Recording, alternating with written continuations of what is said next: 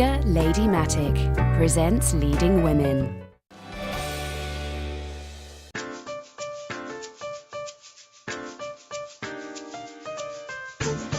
In one of the world's largest cities, the footprint of the world's second biggest car company, General Motors.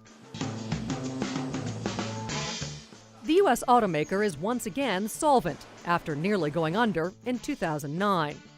Back then, this executive was also feeling the pain of the crisis gripping the company. What was it like to face that enormous problem?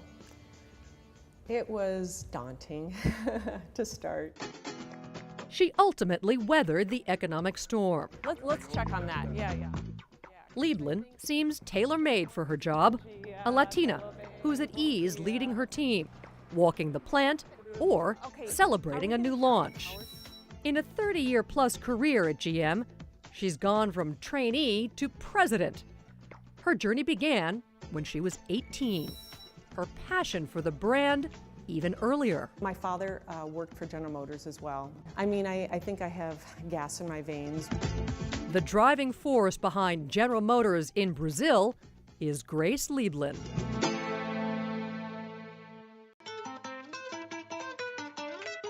São Paulo's commercial centers, upscale shops, and vibrant nightlife make the city attractive.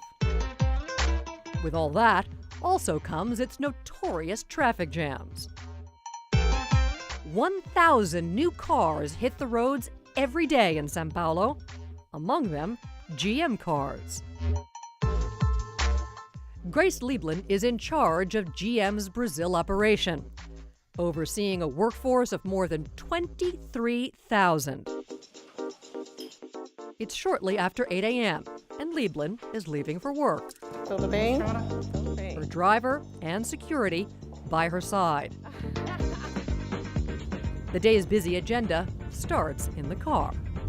Pretty much take the whole ride into work, about 40 minutes, catching up on emails before I hit my office, which is a great way to start the day. She's heading to São Caetano do Sul, where GM Brazil is headquartered. Lieblein sets the strategic direction of the business, drives production and sales, to name just a few of the hats that she wears as president. Bom dia. Tell me what it's like to work in the auto industry. I mean, this is traditionally thought of as a male-dominated arena. Right. But yet here is a woman who's taken over Brazil. You know, my mom instilled in me a belief that I could do anything. And so the interesting thing was when I decided to go into engineering and into the auto industry, it didn't feel odd to me. On her docket this day, a launch celebration for the revamped Chevy Cobalt and recognition for a group of employees. There's also a meeting with top managers about an upcoming auto show. So we'll have one Cobalt or two? We're going to have one. One, okay. Before coming to Brazil last year to run the operation, Lieblein was president and managing director of GM Mexico, the first woman to serve in that role. I arrived in Mexico in January 2009. The global financial crisis occurred. GM was on the brink. That couldn't have been easy to go through. No, GM was on the let's brink say of bankruptcy. Exactly. Government bailout. Right, yeah, exactly. Yeah. And, you know, pretty much in Mexico, we were, you know, sort of on our own. We had to stay liquid ourselves. So what's different about being a leader during times of crisis versus times of recovery? It's sometimes easier in times of crisis, because in times of crisis, there's something to rally around. People understand that there's urgency. Fast forward to today.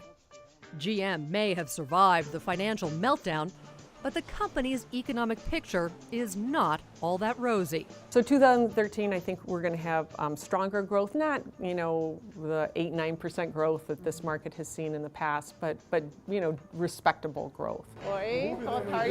In the coming weeks, find out more about Lieblein's work as we reveal a future model. What I'm going to do with this.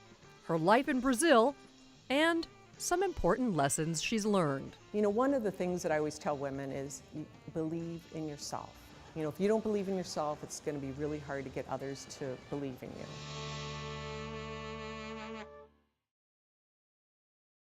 Look at me. Amiga Ladymatic presents Leading Women.